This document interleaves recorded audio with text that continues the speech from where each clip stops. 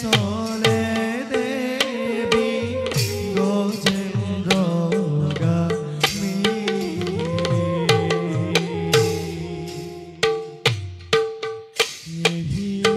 মতে পাইলা গয়া সভাৰ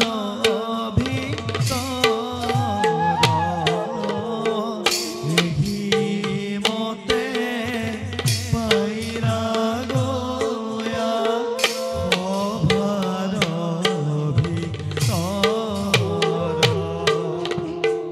ৰাম হৰি ৰাম হৰি বোলানি ৰন্তৰ হৰি হে হৰি ৰাম হৰি ৰাম হৰি বোলানি ৰন্তৰ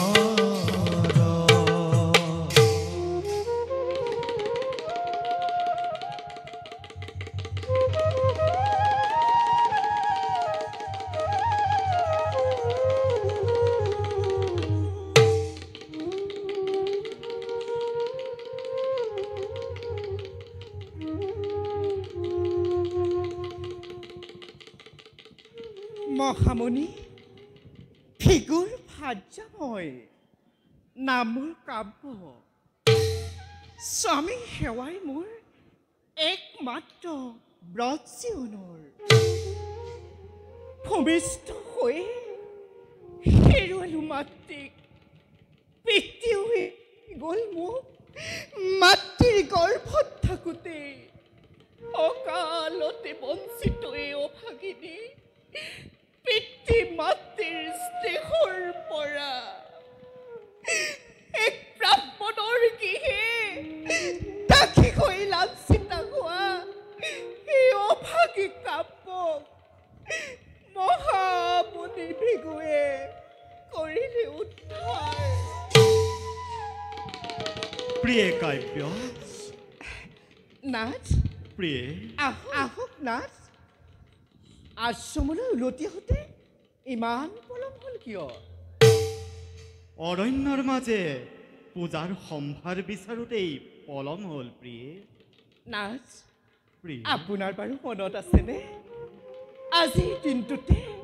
শুক্ৰ আহিছিল আমাৰ জীৱনলৈ প্ৰিয়ে এই অভাগী কাব্য বহু দিন ধৰি আছিল অপুত্ৰকাভাৱে প্ৰিয়ে যাৰ বাবে বাইদেউ খ্যাতিয়ে মোক বাৰে বাৰে কাঠ পাতি বুলি কৰিছিল উপহাস প্ৰিয়ে কিন্তু প্ৰভুৰ কৃপাত শুক্ৰই মোক সমাজৰ এই বদনামৰ পৰা কৰিলে উদ্ধাৰ প্ৰিয়ে আৰু জানে নাথ প্ৰিয়ে মহামণি গৌতমৰ পৰা শিক্ষা লাভ কৰি মহাজ্ঞানী ৰূপে পৰিচিত হোৱা শুক্ৰ আজি প্ৰতিহিংসাৰ বলি হৈছে আপোনাৰ জ্যেষ্ঠ পুত্ৰ ধাতা আৰু বিধাতাৰ তুমি ভুল বুজিছা প্ৰিয়ে ধাতা আৰু বিধাতাই শুক্ৰক নকৰে হিংসা মই ভুল বুজা নাই নাথ জানো মই ভালদৰে ধাতা বিধাতাৰ চৰিত্ৰ শান্ত হোৱা প্ৰিয়ে নাথ ধাতা আৰু বিধাতাৰ চৰিত্ৰক নকৰিবা পদাঘাত নাথ প্ৰিয়ে নাথ প্ৰিয়ে পিতা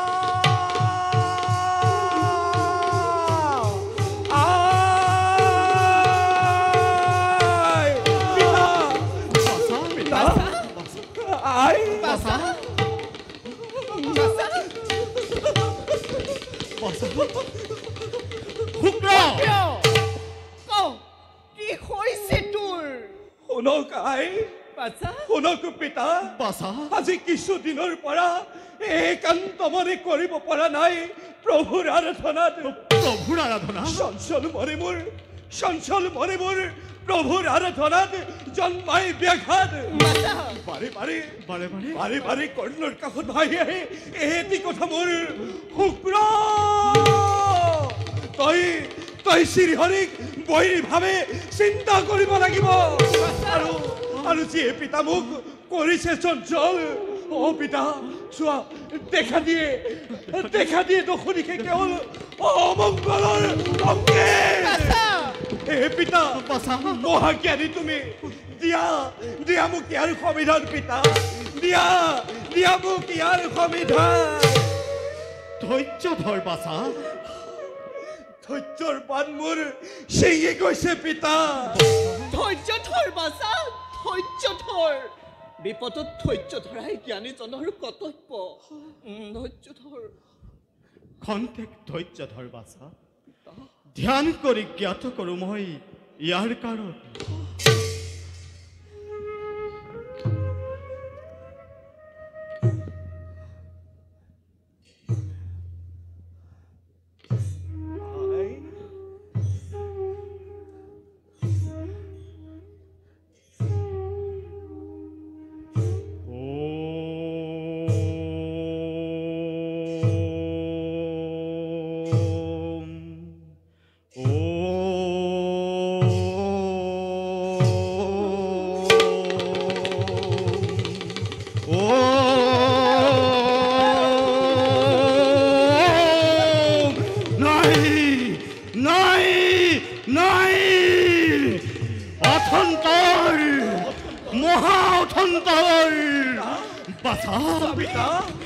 ধ্যানৰ বলেৰে জানিব পাৰিছো সাৱধান নহলে আমাৰ আশ্ৰমত ঘটিব এক মহাঅথন্তৰ স্বামী এই অথন্তৰ নোহোৱা কৰিব নোৱাৰিনে নাথ পিতা নোৱাৰিনে পিতা স্বামী পিতা স্বামী পাৰিম প্ৰিয়ে তোমালোকৰ মংগলৰ বাবে এই আশ্ৰমবাসীৰ মংগলৰ বাবে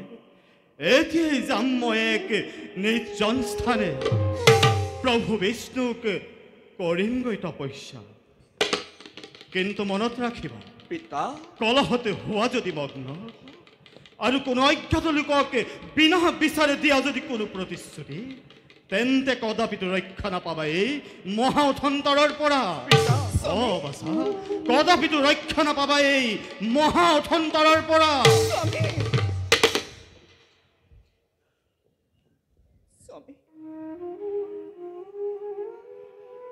মই আহিলো স্বামী স্বামী হে প্ৰভু দয়াল স্বামী মোৰ ৰাখিবা কুশলে স্বামী স্বামী স্বামীৰ অবিহনে সহ্য কৰিব লাগিব পত্নীৰ পিতৃৰ বাণী বাছা সহ্য কৰিব লাগিব খ্যাতিৰ পিতৃৰ বাণী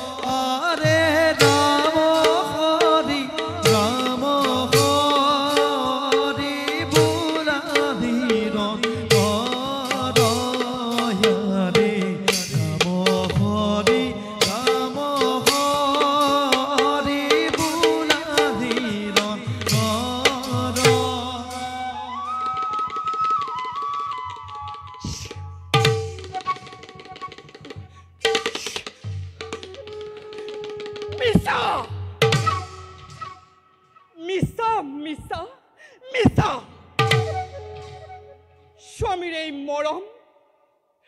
স্বামীৰ এই স্নেহ স্বামীৰ এই আদৰ এই সকলো মিছা কি যে ভাগ্যৰ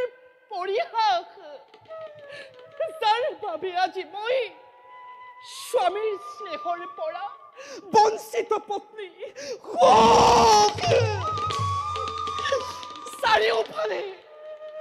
চাৰিওফালে আজি মই দেখিছো অন্ধকাৰ দেখিছো চাৰিওফালে আজি অমংগল মোৰ মহামুনি ভৃগুৰ পত্নীত্ব গ্ৰহণ কৰাৰ দিন ধৰি আছিলো মই তেওঁৰ সঠিকে মৰমৰ ভাইটিয়া আছিল আমাৰ এখন সোণৰ সংসাৰ আছিল আমাৰ এখন সোণৰ সংসাৰ কিন্তু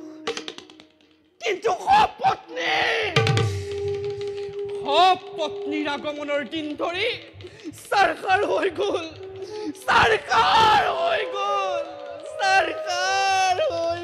মোৰে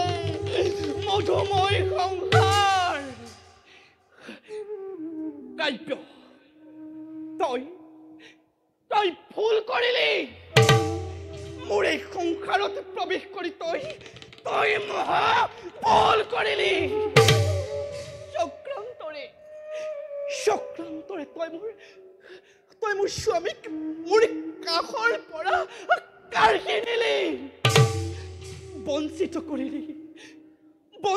কৰিলি তই ঘাট আৰু বিধাতাক পিতৃৰ অপৈত্ৰ স্নেহ লাভৰ পৰা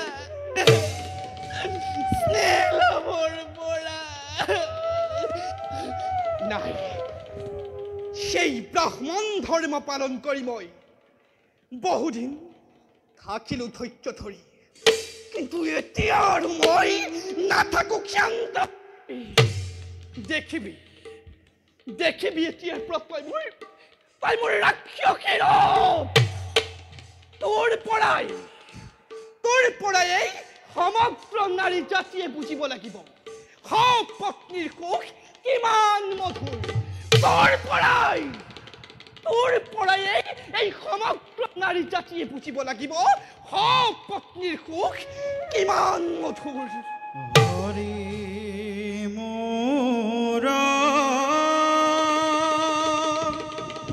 হৰি মোৰ হেৰি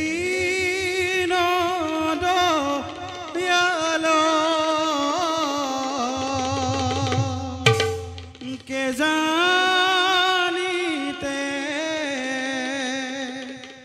পাৰয়তো মাৰ ধাকুৰাল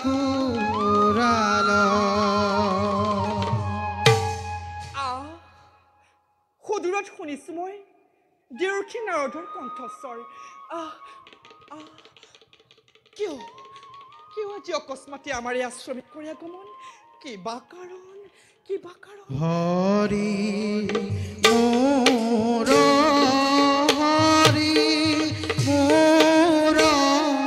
হেদিন দয়াল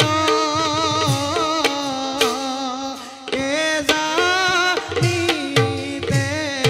পাৰয়তো মাৰ ধাকুৰাল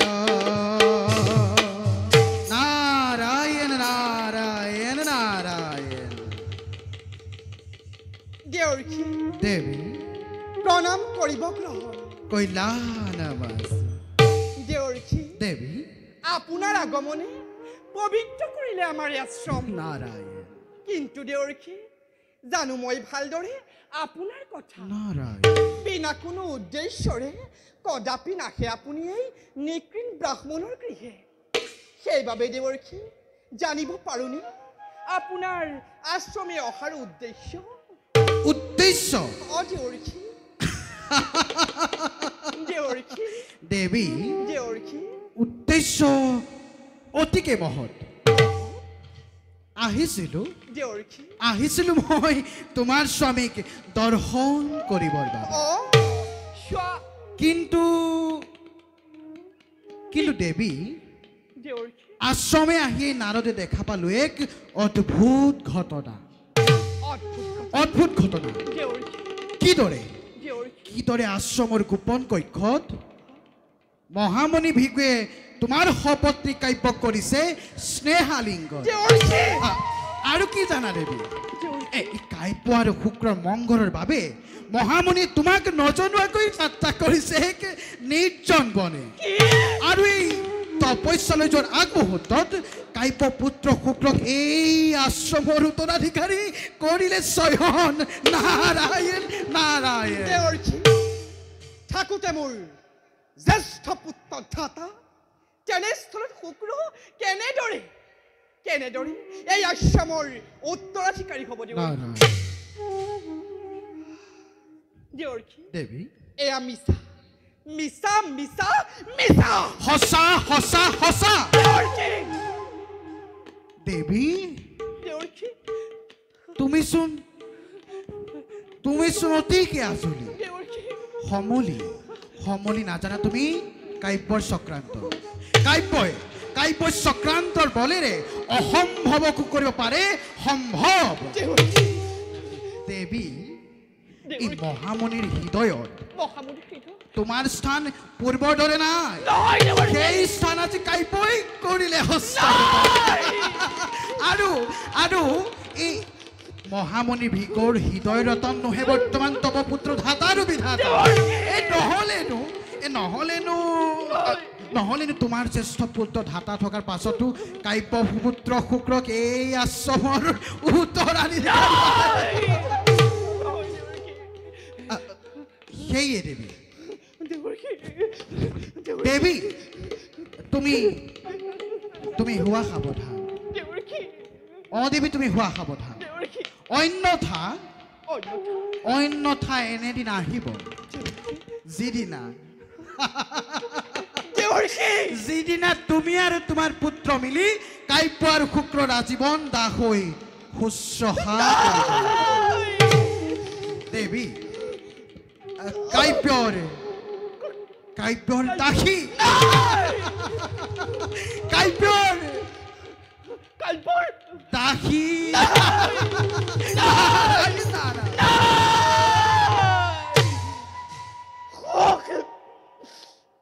সতিনীৰ ইমান সাহস মোক মোৰ স্বামীৰ শেষৰ পৰা বঞ্চিত কৰিবলৈ দয়া নাই ক্ষমা নাই সেইবাৰ মাথো জ্বলিব অগ্নি যি অগ্নিত জ্বলি পৰিচাৰকাৰ হ'ব সতিনী কাব্যৰ ৰঙীন স্বপ্ন এই খ্যাতিৰ অন্তৰৰ প্ৰতিশোধৰ অগ্নি হ'ব সতিনীৰ পতনৰ কাৰণ আজি হন্তে ত্যাগ কৰি মই এই ব্ৰাহ্মণ্য ধৰ্ম ৰাক্ষস ৰূপে মই সতিনীক কৰিম আক্ৰমণ আৰু নিজৰ অস্তিত্ব ৰক্ষাৰ বাবে মোৰ পুত্ৰ ধাতা আৰু বিধাতায়ো ত্যাগ কৰিব লাগিব এই ব্ৰাহ্মণ্য ধৰ্ম পুত্ৰ ধাতা পুত্ৰ বিধাতা পুত্ৰ ধাতা